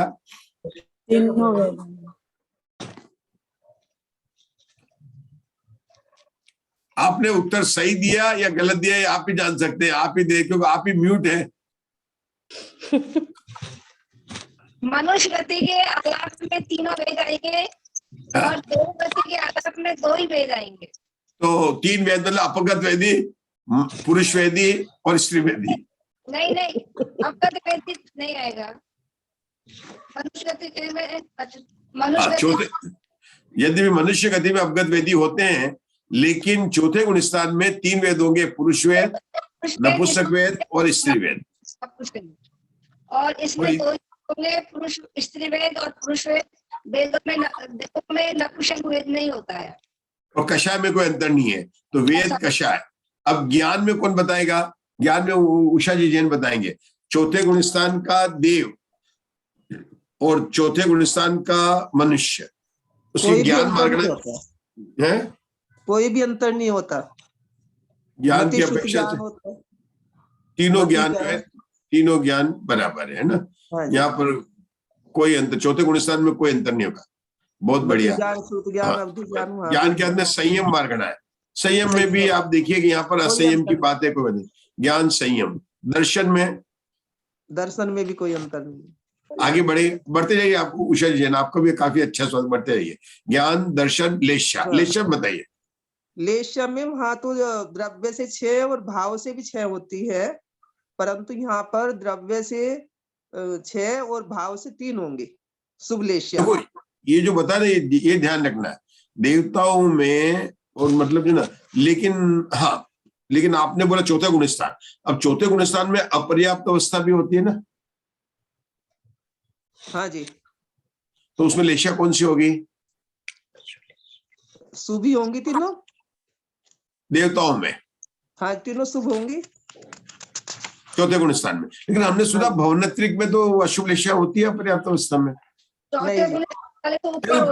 अरे मुझे पता, एक मिनट, मुझे पता है ना, मैं कह रहा हूं मैं प्रश्न एग्जामिनर बना रहा हूं तो एग्जामिनर को उत्तर पता होगा तभी तो प्रश्न पूछेगा ना। आप विश्वास कीजिए कि मुझे उसका सही आंसर पता है, और नहीं आए तो मैं आपसे पूछ लूंगा। हाँ बताइए उषा जी। भवनत्रिक में 3 अशुभ लेशा बताई गई है पर्याप्त अवस्था में। 3 अशुभ और 1 शुभ होगी उसमें भवंत्रिक में। नहीं, मैं तो आपको पूछ रहा हूँ चौथे गुणस्थान के असेद में कितनी लेशा लेनी है? चौथे गुणस्थान में तो 3 लगेंगे, पर्याप्तक, अपर्याप्तक और सामान्य। क्यों? तीनों शुभ लगेंगे। क्यों? वहां तो भवंत्रिक में जो है मिथ्या दृष्टि जाते हैं। हाँ, नहीं, चौथे गुणस्थान का जब भवनत्रिक में अपर्याप्त अवस्था में होता ही नहीं है। पहली बात है कि भवनत्रिक में अपर्याप्त अवस्था में बताई गई 3 अशुभ लेशा, लेकिन वहां तो उस समय तो होता ही नहीं है। चौथा वहां तो एक ही गुणस्थान है, क्योंकि भवनत्रिक में कोई जन्म लेता ही नहीं है। इसलिए आपका उत्तर सही है, कोई उत्तर की गलत नहीं है। ठीक है मुग्धा जी, सही है ना उत्तर? क्योंकि वहां पर तो पहला गुणस्थान ही है, भवनत्रिक में अपर्याप्त अवस्था में पहला गुणस्थान है और उसमें 3 अशुभ लेशा बताई। और यहाँ पर हम बात कर रहे हैं चौथे गुणस्थान की, तो इसके अपर्याप्त पर्याप्त होगी 3 शुभ लेशा ही होगी। वैसे सारे देवताओं को पर्याप्त अवस्था में 3 शुभ लेशा ही होती है। चलिए आगे बढ़िए, बहुत अच्छा सही उत्तर है उषा जी, आगे पढ़िए। लेशा के बाद देखना नहीं है। अच्छा जी। नहीं, आप चश्मा भी नहीं लगा सकते हैं, ये देख लेंगे आप। हाँ, नहीं ये तो नियम थोड़े हमारे भी हैं। चलिए आगे बोलिए, लेशा के बाद सम्यक आएगा।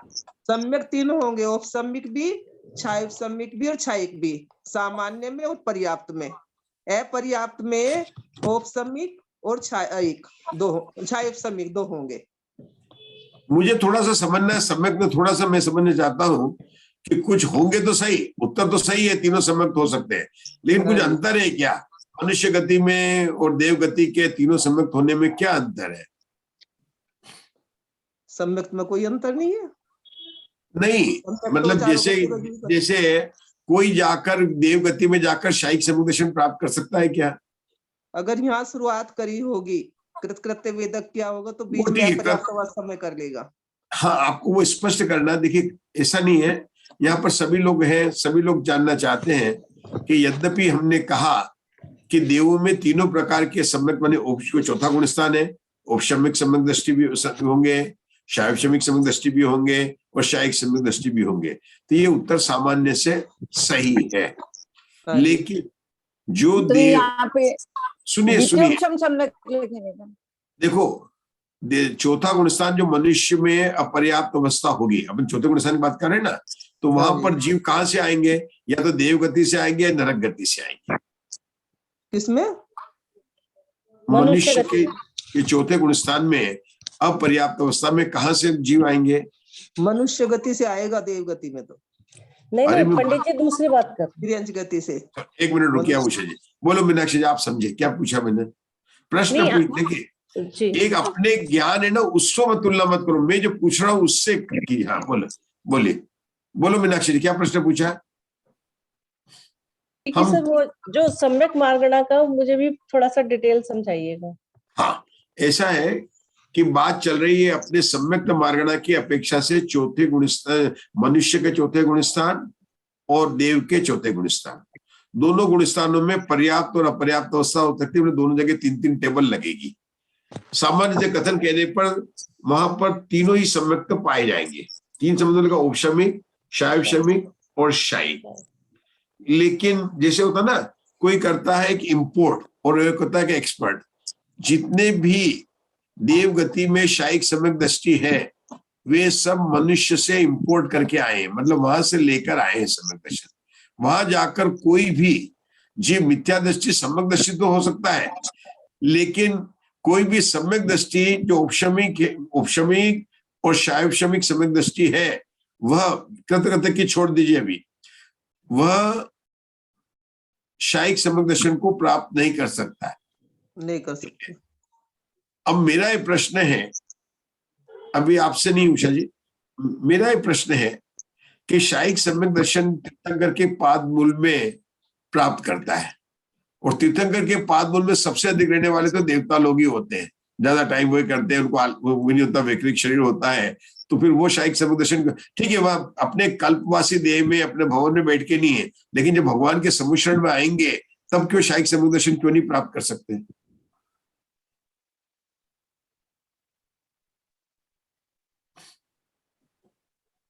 हाँ बताइए। तो नहीं कर शायिक सकते। सम्यक दर्शन का प्राप्त करने का एक नियम है कि कर्म भूमि का मनुष्य हो, संगी पंचेंद्रिय हो, तो वही मतलब वो पर्याप्त अवस्था में, तो वही सूत केवली के पादमूल में सम्यक प्राप्त प्रस्थापना कर सकता है। बहुत बढ़िया, मतलब ये कंडीशन बताई है कि यद्यपि वे मनुष्य लोक में है, वे केवली भगवान के पादमूल में है, लेकिन वर्तमान में उनकी मनुष्य गति का उदय नहीं, मनुष्य आयु का उदय नहीं है, इसलिए वो इसकी योग्यता को प्राप्त करने के अधिकारी नहीं। हाँ, यहाँ से कोई मरकर हुआ है तो हो सकता है। दूसरी जो बात है मीनाक्षी, हाँ इस विषय में मेरा एक प्रश्न है कि मनुष्य गति में स्त्री भी शायद सम्यक धारण कर सकती है केवली के 5 चरणों में? नहीं। कौन सी? द्रव्य से के भाव से? द्रव्य से स्त्री होती है जो कर्म भूमि की नहीं, भाव से कहे तो यस। अच्छा, ठीक है ना, क्योंकि तीनों वेद के साथ में भाव वेद से, तीनों वेद से छपक छड़ी चढ़ सकते हैं, तो उसमें कोई बाधा नहीं, लेकिन द्रव्य से कहेंगे तो नहीं। तो द्रव्य से जो स्त्री है वो शायिक सम्यक प्राप्त नहीं कर सकती है? नहीं कर सकती। 5वें गुण स्थान के बाद उस भाव में 5वें स्थान पे रह जाती। 5वां हो या चौथा, शायिक सम्यक की बात कर रहा हूं मैं। शायिक सम्यक दर्शन केवली के बाद कमलों में बैठे हुए स्त्री पर्याय का जीव स्त्री में है, द्रव्य स्त्री में, तो वो शायिक सम्यक दर्शन धारण कर सकता नहीं कर सकता है? मेरा प्रश्न ये है। अभी जिनागम में जो बात आई है वो केवल मनुष्य पुरुष वेद की ही बात आई है, और कहीं और मिलेगा तो अपन उसकी बात करेंगे, ठीक है ना।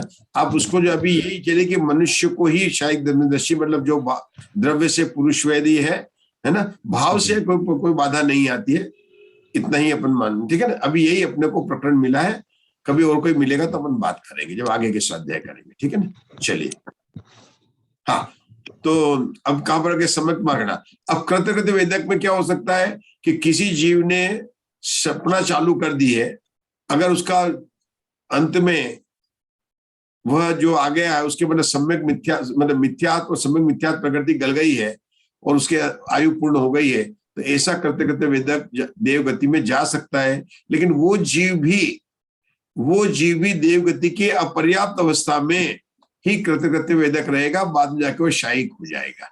मतलब पर्याप्त अवस्था में सभी इंपोर्टेड शायिक सम्यक दृष्टि, सभी फॉरेनर्स हैं वहां पर। मतलब देव गति में फॉरेनर्स सम्यक दृष्टि कितने हैं और कौन से हैं, और वहां के लोकल कौन से हैं। तो लोकल देव गति में सम्यक दृष्टि कौन है? औपशमिक भी हो सकते हैं, वेदक भी हो सकते हैं। वहां से इंपोर्टेड फॉरेनर्स कौन आए हुए हैं वहां पर, आकर नेटिव बन गए वहां पर, कि शायिक भी है और शायब शमिक भी। शायब शमिक सम्यक दृष्टि वहां भी जा सकते हैं, जैसे अभी पंचम काल में जीव जाएंगे यहाँ से वहां पर, तो वो यहाँ से वहां पर जाए। सम्यक्त मार्गण के बाद में आगे क्या आएगी? सम्यक्त संगी में कोई अंतर नहीं है, आहार में भी कोई अंतर नहीं पड़ता है, ठीक है ना। और अपन ने बात कर ली, अंत में भी कोई अंतर नहीं पड़ता। अब उषा जी जैन, अब सम्यक्त मार्गण देव गति के जो अपने सामान्य आलाप लगाए, उसके पर्याप्त और अपर्याप्त में कहां पर अंतर होगा, आपको धीरे धीरे बताना, ताकि हम सबको समझ में आ जाए। देखिए हम लगा रहे पर्याप्त के और अपर्याप्त के। अब आप पुस्तक देख सकते हैं, चश्मा भी लगा सकते हैं, लगा सकते हैं, अब कोई बात नहीं। अपने को सामान्य देख, वैसे बता दूंगा, वैसे पूछ लो जाता नहीं, केवल आपको एक ही टेबल देखनी है सामान्य की, बस 150 नंबर की टेबल देखनी है और 151 और 152 नंबर की टेबल बतानी है। ठीक है जी। एक देखना है, 2 बनानी है, 1 बाय गेट 2 फ्री। गुणस्थान एक ही होगा तीनों टेबल में। अब हाँ, तीनों में। और जी समास पर्याप्त में संगी पर्याप्त और अपर्याप्त में संगी अपर्याप्त। पर्याप्ति में 6 पर्याप्तियां और अपर्याप्त में 6 अपर्याप्ति। ये 6 अपर्याप्ति के नाम अलग अलग है क्या? 6 पर्याप्ति और 6 पर्याप्ति नाम में अलग अलग है क्या? नहीं, एक ही है नाम।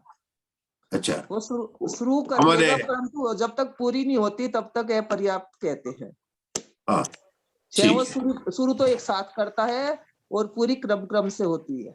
ठीक है। चलिए अब प्राण पर आ जाइए। प्राण 10 पर्याप्त अवस्था में, अपर्याप्त अवस्था में 7, संज्ञा 4, गति देव गति, इंद्रिय 5 इंद्रिय, काय त्रश, इनमें कोई अंतर नहीं होगा। योग में अंतर होगा, सामान्य में 11 होंगे, पर्याप्त अवस्था में 9 होंगे और अपर्याप्त अवस्था में 2 होंगे। व्याकृह मिश्र और कारमान काय योग। और वेद में स्त्री वेद और पुरुष वेद चारों कसाए, मति ज्ञान। नहीं, एक मिनट, अपर्याप्त में, अपर्याप्त में चारों कसाई होंगी। नहीं, वेद की अपेक्षा से वेद भी दोनों ही होंगे। पर्याप्त में देखिए, अब आप देख रहे हैं पुरुष वेद भी होगा। हाँ, वेद नहीं होगा, पुरुष वेद ही होगा। ये इसलिए मैंने आपसे पूछा था ना। हाँ जी, पुरुष वेद ही होगा सब। चारों कसाए, मति ज्ञान, श्रुति ज्ञान, अवधि ज्ञान, संयम में असंयम, और दर्शन में तीनों दर्शन, और लेश्या में द्रव्य से 6 और भाव से 3 शुभ लेश्याएं। और जो है अपर्याप्त अवस्था में 2 होंगी, कापोत और शुक्ल, द्रव्य से और भाव से तीनों शुभ होंगे। भव्य होगा, सम्यक 3 होंगे, पर्याप्त में भी अपर्याप्त में भी, संगी होगा, आहार अनाहारक, उसमें अनाहारक होगा, अपर्याप्त अवस्था में आहारक ही होगा। आहार अनाहार दोनों है। पर्याप्त अवस्था में आहारक होगा, पर्याप्त अवस्था में आहारक होगा, अपर्याप्त में आहारक अनाहारक दोनों होंगे। साकार और अनाकार दोनों उपयोग होंगे। मेरा मधु जी ग्वालियर से एक प्रश्न है, आपने पूरा बता दिया। ये प्राण जो बताए ना, 10 और 7 प्राण बताए, 3 इंद्रिय के कितने प्राण होते हैं? 3 इंद्रिय 7 प्राण। कौन कौन से? वही बच्चन इंद्रिय के मतलब बच्चन प्राण। एक मिनट रुकिए, अपना तरीका है। 1 मिनट, अब रुक जाइए मधु जी। आपको आता है, लेकिन जब प्रश्न पूछा है तो अपने कैसे उसका तरीका है। प्राण को गिनाने के लिए याद रखनी द्रव्य संग्रह की गाथा, जो आपको मुग्धा जी सुनाएंगे। तिकाले चदुपाणा, बोलिए बोलिए मुग्धा जी। तिकाले चदुपाणा, इंद्रिय बल माऊ आण पाणोय, व्यवहारा सोजीवो, निश्चयनय दोदु चेतना जस। देखिए, द्रव्य संग्रह की गाथा में बताया कि प्राण 4 होते हैं। इंद्रिय प्राण, बल प्राण, आयु प्राण और श्वासोश्वास प्राण। जब हम इनके उत्तर भेद करते हैं तो 5 इंद्रिय प्राण, 3 बल प्राण, 1 आयु और श्वासोश्वास, इस प्रकार से 10 व्यवहार से जीव के प्राण होते हैं। शुद्ध नहीं से तो वास्तव में चेतन भाव प्राणों से जीता है, मतलब, है ना। अब मेरा एक प्रश्न था कि 3 इंद्रिय के 7 प्राण है, यहाँ 7 प्राण बोले तो अपर्याप्त अवस्था में वो 3 इंद्रिय बन जाता है। मधु जी बोले यस, ठीक है, क्योंकि 7 प्राण है तो 3 प्राण बन जाएगा क्या उसका? 7 3 इंद्रिय बन जाएगा वो। और 3 अपर्याप्त अवस्था में। हाँ, अपर्याप्त की बात करो, पर्याप्त तो बिल्कुल बराबर 10 प्राण है। तो अपर्याप्त अवस्था में 7 प्राण है और 7 प्राण 3 इंद्रिय के होते हैं, तो सभी देवता अपर्याप्त अवस्था में 3 इंद्रिय जीव हो जाते हैं। नहीं,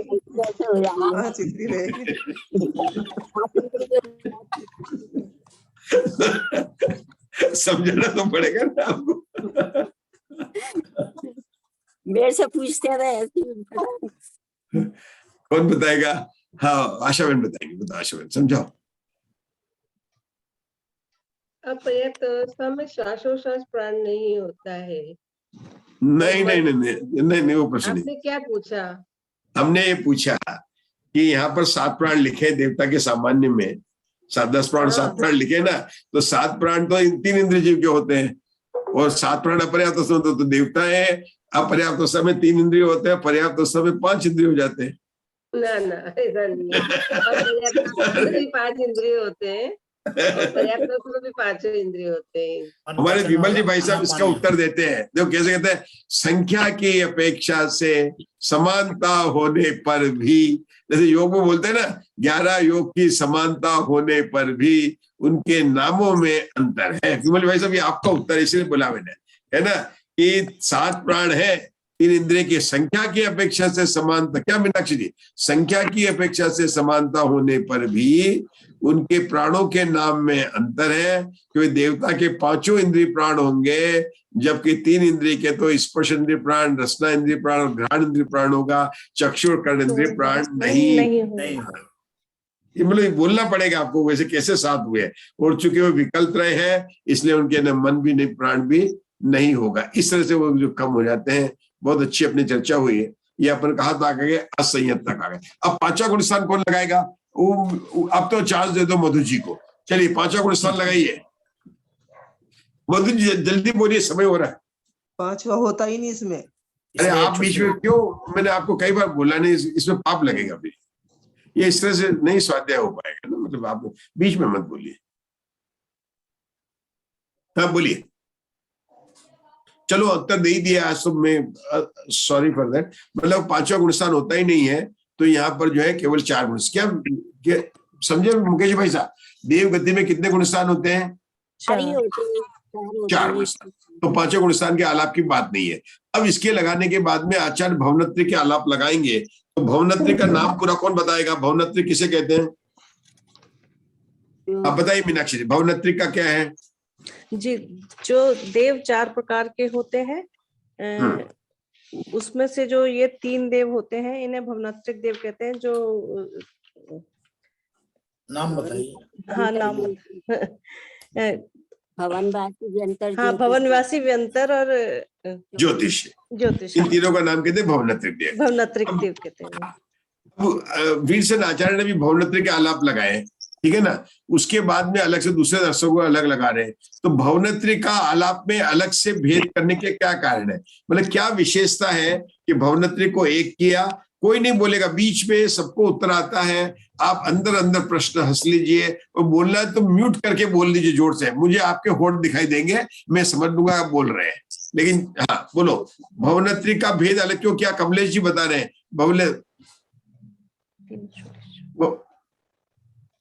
देखो मैं बताता हूँ यहाँ पर भेद कैसे किए। भवनत्री का एक भेद किया, सोदर में ईशान का एक भेद किया, उसके बाद में सारद कुमार महेंद्र का किया, फिर 6 स्वर्गों का एक किया, अलग अलग इस तरह से भेद किए आगे चलकर। तो आपसे अभी यही पूछना है कि भवनत्री का भेद अलग क्यों किया?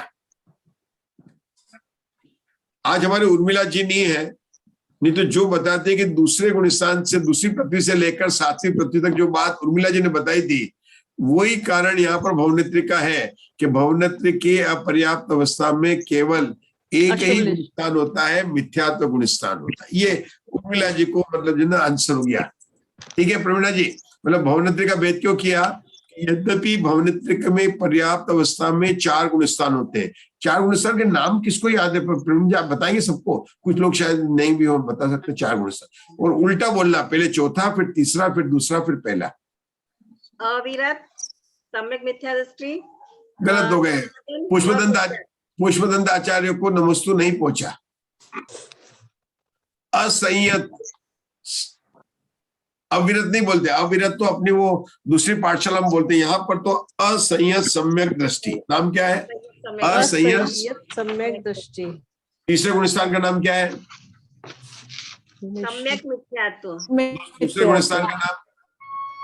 सासादान सम्यक, सासादान सम्यक दृष्टि। बहुत बढ़िया, सम्यक लगाना पड़ेगा, उसकी लगा है सासादान सम्यक दृष्टि। और पहले का नाम तो मिथ्यात्व है, है ना, मिथ्यात्व। चलिए हाँ, तो अब भवनत्री में एक विशेषता तो हो गई कि वहां पर अपर्याप्त अवस्था में केवल कौन होते हैं? मिथ्या दृष्टि जीव ही होते हैं। दूसरी विशेषता क्या है कि इनके अपर्याप्त अवस्था में, हाँ बताइए उषा जी बताइए। साशातन भी होता है, अपर्याप्त अवस्था में साशातन गुणस्थान भी होता है।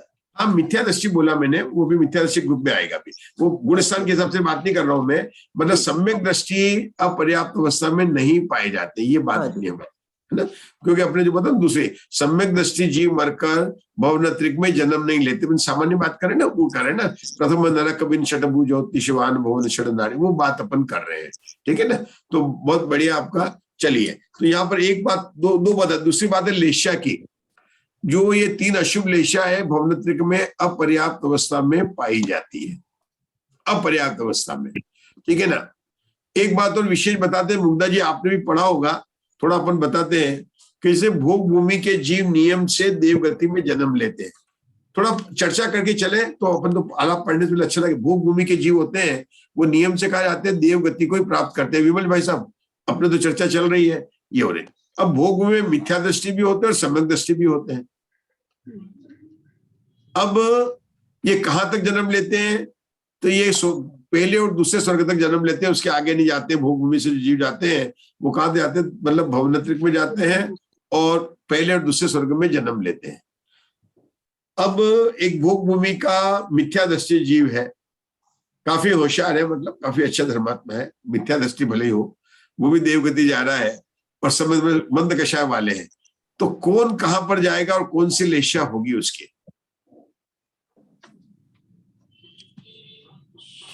दो दोस्त है पक्के।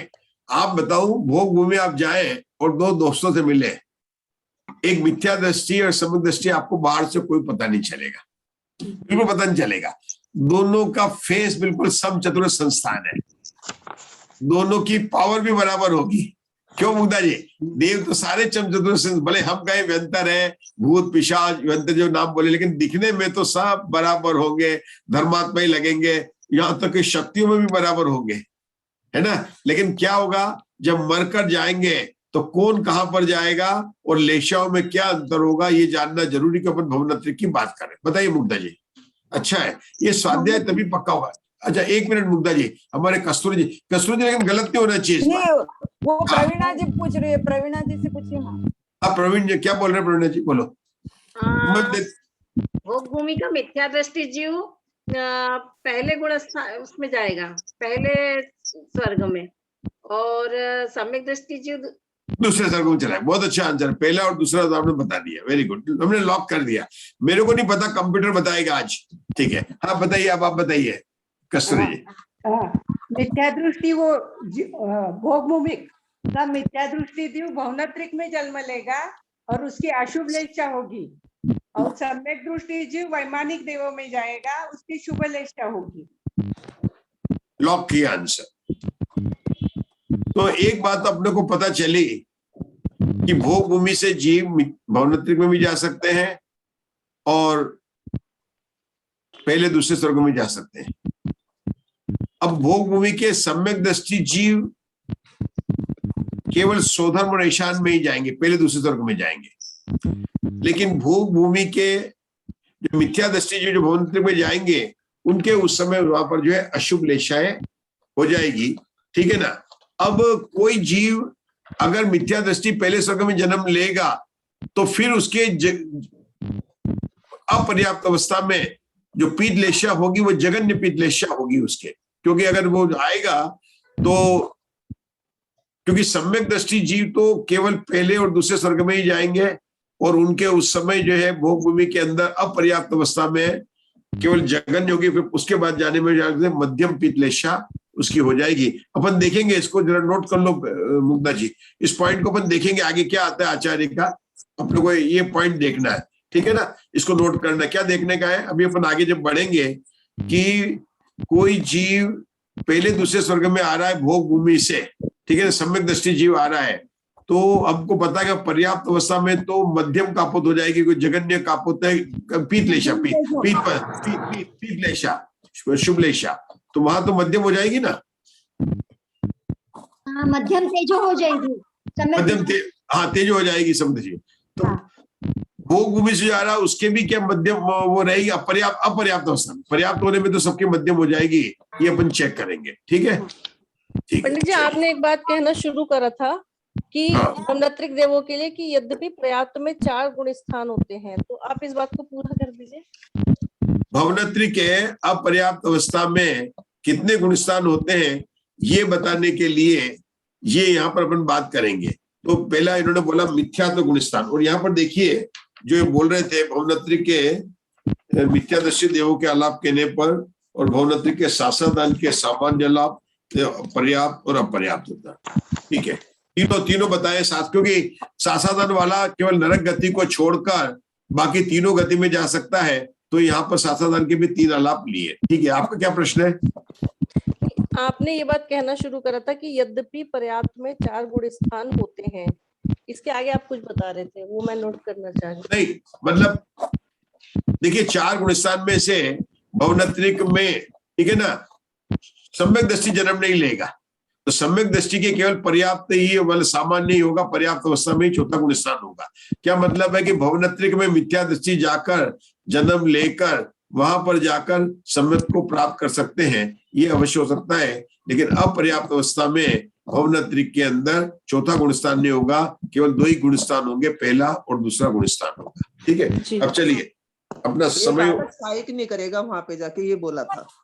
हाँ, वो दूसरा पॉइंट है, वहां जाके कोई शायक सम्यक दृष्टि नहीं, और जाता तो कोई है ही नहीं है।